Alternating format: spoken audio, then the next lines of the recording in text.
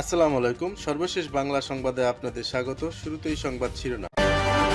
যে কোনো মূল্যে গণতান্ত্রিক প্রক্রিয়া অব্যাহত রাখব, তারেক রহমান। নির্বাচিত সরকারি চলমান সমস্যার সমাধান করতে পারে মির্জা ফখরুল। যে কোনো মূল্যে গণতান্ত্রিক প্রক্রিয়া অব্যাহত রাখব, তারেক রহমান। যে কোনো মূল্যে দেশের গণতান্ত্রিক প্রক্রিয়া অব্যাহত রাখার প্রত্যয় ব্যক্ত করেছেন বিএনপির ভারপ্রাপ্ত চেয়ারম্যান তারেক রহমান। তিনি বলেন, বিএনপির কাছে গণতন্ত্র ও বাক স্বাধীনতা নিরাপদ। গণতন্ত্রের ধারাবাহিকতা বজায় রাখলে জবাবদিহিতা তৈরি হবে। এজন্য যে কোনো মূল্যে গণতান্ত্রিক প্রক্রিয়া অব্যাহত রাখব। মঙ্গলবার বিকালে সিলেট জেলা শিল্পকলা একাডেমির অডিটোরিয়ামের বিএনপির কেন্দ্রীয় প্রশিক্ষণ বিষয়ক কমিটির আয়োজনে সিলেট বিভাগের নেতাদের জন্য রাষ্ট্র কাঠামো মেরামতের ৩১ দফা ও জনশক্তি সাংগঠনিক বিভাগীয় কর্মশালায় প্রধান অতিথির বক্তব্যে তিনি এসব কথা বলেন। তারেক রহমান বলেন, বাংলাদেশে গণতান্ত্রিক আন্দোলন করা সকল দলের পক্ষ থেকে ৩১ দফা ঘোষণা করা হয়েছে। এটির মধ্যে রাষ্ট্র কাঠামোর অধিকাংশই আছে। আরও যত প্রস্তাব আসবে তা যুক্তিসঙ্গত হলে যুক্ত করা হবে।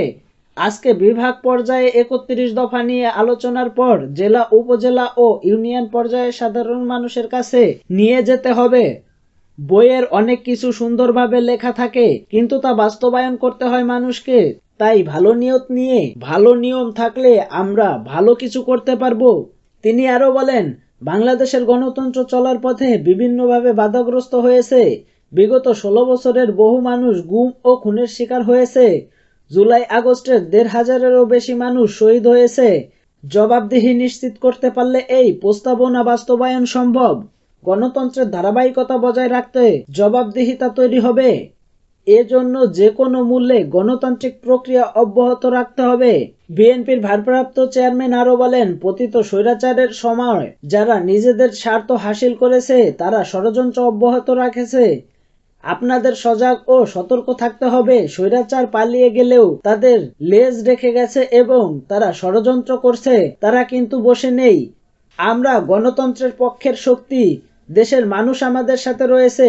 মানুষ মনে করে বিএনপির কাছে গণতন্ত্র ও বাক স্বাধীনতা নিরাপদ। এজন্য মানুষ বিএনপির দিকে তাকিয়ে আছে। জনগণের এই আস্থাকে ধরে রাখার দায়িত্ব আপনার। বিএনপির ভারপ্রাপ্ত চেয়ারম্যান আরো বলেন, আজকে দেশের সবচেয়ে বড় রাজনৈতিক দল বিএনপি। দল কোনোভাবে ক্ষতিগ্রস্ত হলে দেশ ও দেশের গণতন্ত্র ক্ষতিগ্রস্ত হবে। তাই আসুন আমরা মানুষের প্রত্যাশা অনুযায়ী নিজেদের গড়ে তোলার চেষ্টা করি।